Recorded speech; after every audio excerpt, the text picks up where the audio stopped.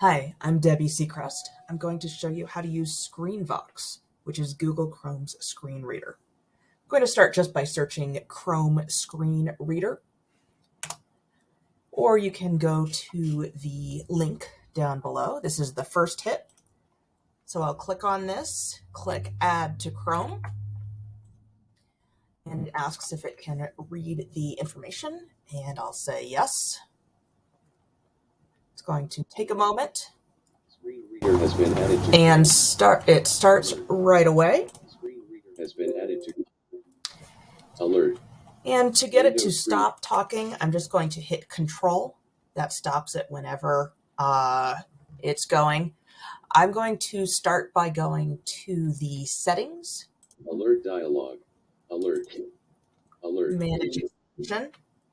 And turn it off. I like to leave this tab open so that it's easy to turn on and off. I do want to change the settings, and to do that I need to turn it back on. I'll again hit Control so that it stops reading everything to me. ChromeVox press. And then Control. I'm going to go back to my puzzle piece. Alert dialog. Alert. Alert. And go to Option. Alert.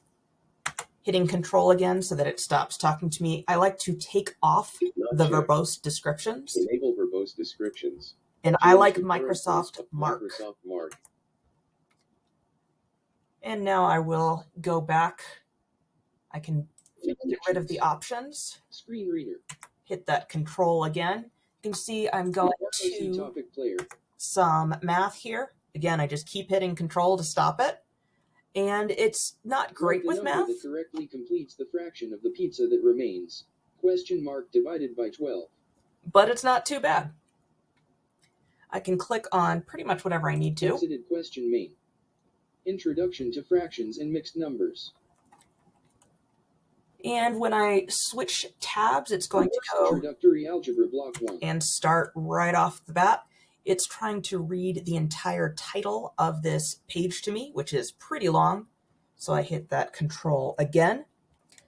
And here, submit screenshots for again, just click on whatever you want. Order of operations and submit one document. Doesn't have to be in order.